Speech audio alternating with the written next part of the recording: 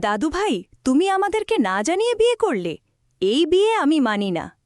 হ্যাঁ বন্ধুরা, প্রতিজ্ঞা আজকের পর্বে আমরা এমনটাই দেখতে পাব। অভিকে ঠাম্মি বলে, দাদু ভাই, তুমি আমাদেরকে না জানিয়ে বিয়ে করলে? এই বিয়ে আমি মানি না। পরিদিদি ভাইয়ের সাথে ছোটবেলা থেকে তোমার বিয়ে ঠিক হয়ে আছে। অভি বলে, ছুটির হাত ধরে ছুটি আমার বউ। শুরুতে এমনটাই দেখা যায়, দাদুভাই হঠাৎ করেই বিয়ে করে ফেলেছে, এমন খবর যেন বাজের মতো নেমে এলো পুরো পরিবারে। কেউ কিছু জানত না, কোনো আলোচনা হয়নি, এমনকি কাছের মানুষদেরও তিনি কিছু বলেননি। বাড়ির সবাই যখন একসাথে বসে এই খবর নিয়ে কথা বলছিল, তখনই পরিবেশটা হয়ে ওঠে উত্তপ্ত।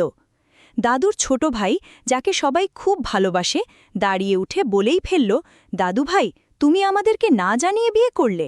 এই বিয়ে আমি মানি না। তার কণ্ঠে ছিল অভিমান, রাগ আর কষ্টের মিশ্রণ। ঘরের সবাই চুপ হয়ে গেল, কেউ কিছু বলার মতো ভাষা খুঁজে পেল না। দাদুভাই শান্তভাবে সবার দিকে তাকিয়ে রইলেন। তার চোখে কোনো ভয় ছিল না, বরং ছিল দৃঢ়তা। তিনি ধীরে ধীরে বললেন, আমি জানি তোমরা কষ্ট পেয়েছ, কিন্তু পরিস্থিতি এমন ছিল যেখানে আমাকে এই সিদ্ধান্ত নিতে হয়েছে। আমি কাউকে আঘাত দিতে চাইনি। এদিকে নতুন বউটি চুপচাপ দাঁড়িয়েছিল। তার চোখে ছিল অজানা ভয় আর অনিশ্চয়তা। সে জানে না এই পরিবার তাকে গ্রহণ করবে কিনা। পরিবারের বড়রা এক এক করে কথা বলতে শুরু করলেন। কেউ বললেন, আগে সবটা শোনা দরকার। আবার কেউ বললেন, সম্পর্ক মানে শুধু নিয়ম নয়, অনুভূতিরও মূল্য আছে।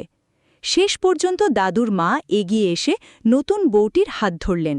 তিনি বললেন, যা হয়ে গেছে তা মেনে নিয়ে আমাদের সামনে এগোতে হবে। ঘরের পরিবেশ ধীরে ধীরে বদলাতে শুরু করল। রাগ আর অভিমান কমে এসে জায়গা নিল বোঝাপড়া আর গ্রহণযোগ্যতা। দাদুভাই বুঝল, ভালোবাসা আর পরিবার দুটোই তার জীবনে সমান গুরুত্বপূর্ণ। ভিডিওটি ভালো লাগলে সাবস্ক্রাইব করে পাশে থাকুন। ধন্যবাদ।